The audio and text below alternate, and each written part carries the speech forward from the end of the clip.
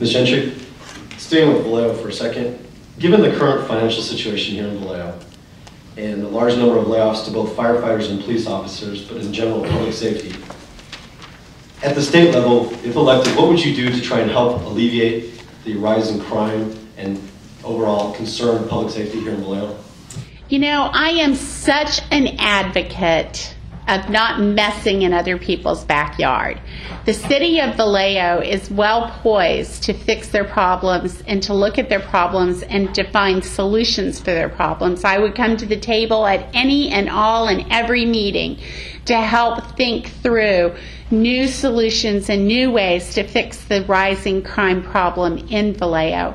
But I think the most important thing is for us to remember that government that governs the best is government that governs the least. And I think at the state legislature level, it is none of our business to come down and tear up a city or demand or dictate or shove our ideas into a city, but instead to act as a resource for the city. So I would say whatever Vallejo would need, that anything that the state could do to help and enhance the concerns and issues that Vallejo has, I would fight to help you have it, because again, I do truly believe that Vallejo is the hope for the future. I think Vallejo is the unique position. It's poised with all of the water. I mean, there are states, Iowa would kill to have all of your waterfront that you have in Vallejo.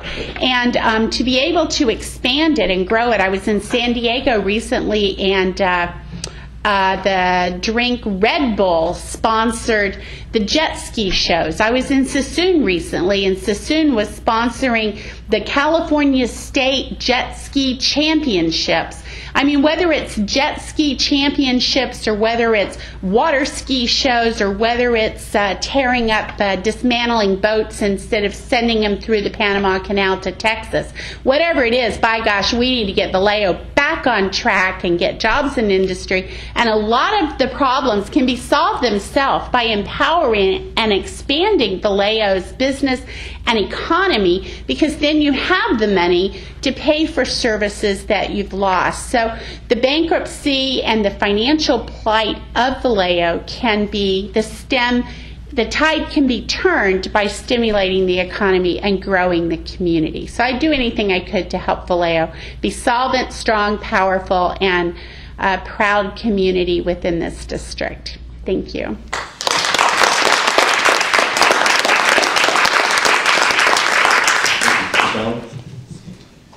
Well, I think that economic development and job creation and people paying taxes and having money for public safety is a very fundamental way of addressing the problem.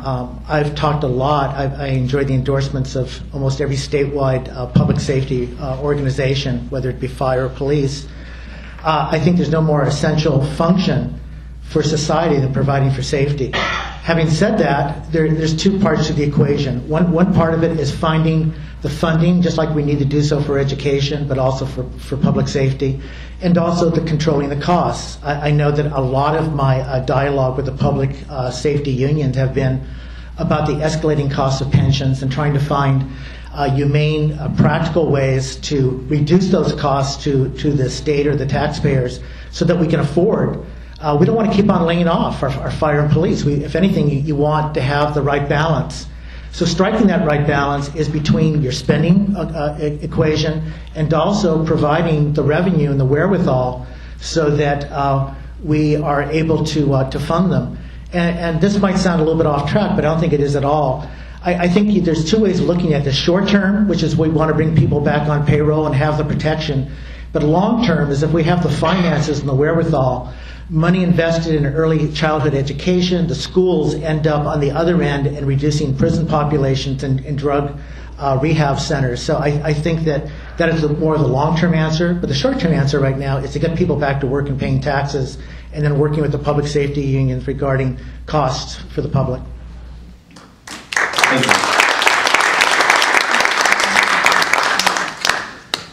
Mr. Allen, regarding the state Proposition 25, which requires a simple majority to pass the budget and budget-related legislation, and a 2/3 vote for taxes, if passed, how do you see the two working in conjunction? And what is your position on it? Yeah, Doris and I debated this morning, so we'll go over it again. I am an absolute supporter of Prop 25. That is one of the measures I've alluded to regarding governance and getting California governable again. There's only 3 states in the union that have a 2/3 requirement to pass a budget: Rhode Island, Arkansas, and California. California is a huge, diverse state. It does not work. This is counterintuitive for folks, but when you have a 2/3 requirement to pass a budget, you increase costs, because what happens is the minority, whether it be Republicans or Democrats, hold out because their votes are valuable for pork or for, you name it, whether it's a labor issue, business issue. People put this on the table and say, you don't get my vote until I get what I want. So to me, the whole issue of having, what I like about it is, please turn off that phone. Sorry, Michael.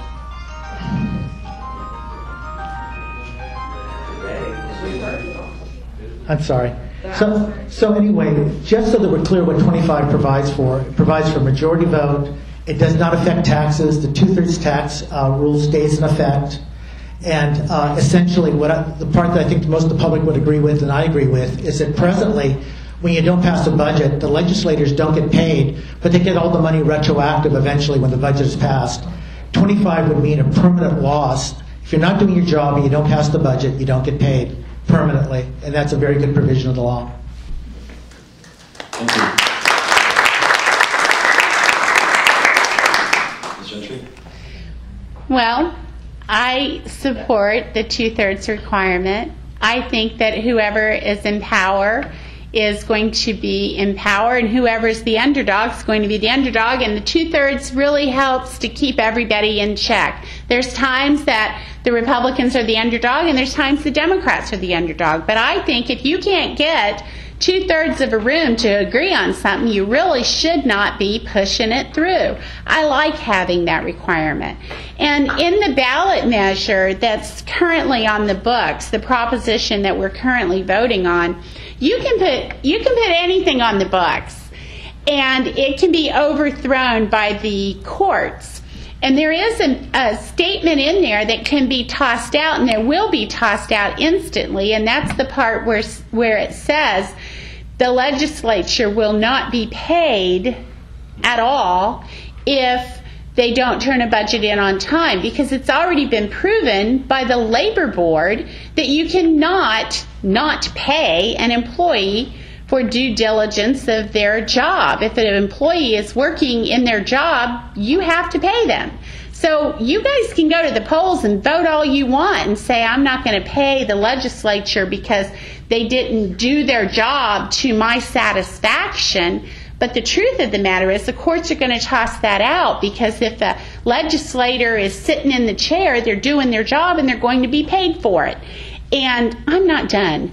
And and doggone that thing. And so, yes, I think I like the 2/3, and that legislation, even if it were voted on, would not be sustainable. Thank you very much.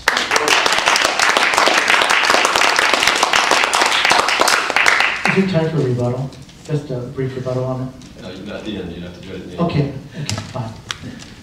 Ms. Gentry, regarding Proposition 19, are you in favor or against it? And if passed, how do you think it's going to affect the state?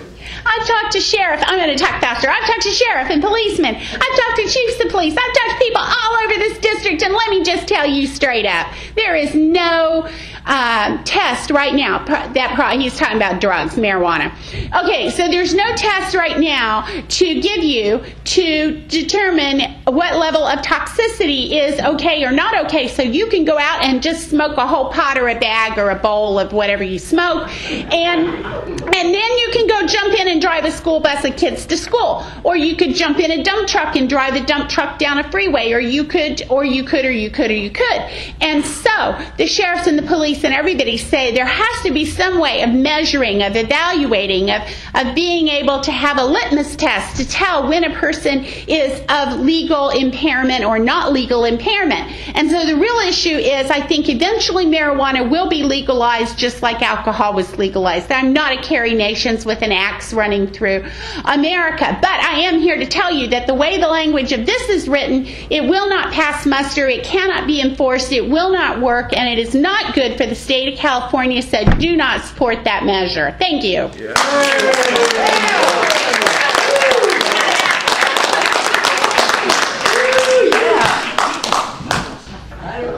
I gotta speed up. No, if I smoked, I'd be slowed down. I gotta speed up.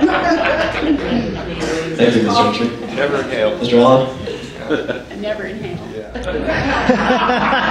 I don't believe that. Anyway. No, I'll tell you, my feelings are very mixed on it, and I think it's reflected in the law enforcement community. There's some in the law enforcement community that are absolutely opposed to it passing. There's others who are saying, with the big misuse of our resources, that essentially it is just a way of us helping reinforce and finance the drug cartels. I do know that prohibition was a horrible mistake and experiment where we ended up strengthening organized crime in this country. So on general principles, I'm opposed to prohibition. On the other hand, you certainly don't want people driving who are stoned. On the other hand, we have that already because that's what happens just like with alcohol. So to me, my best answer is, because I'm extremely ambivalent regarding this, because for one thing, right now the administration in Washington might not be enforcing the drug laws regarding marijuana, but administrations change and it may well be illegal again and extremely confusing to the public. So there's that aspect of it. My best answer on this is that if the voters legalize marijuana, then our job as legislators is to make it work, to regulate it, to tax it, and to make sure that it's not a destructive moving forward in our society, but something that we control, just like we have dealt with alcohol over the years.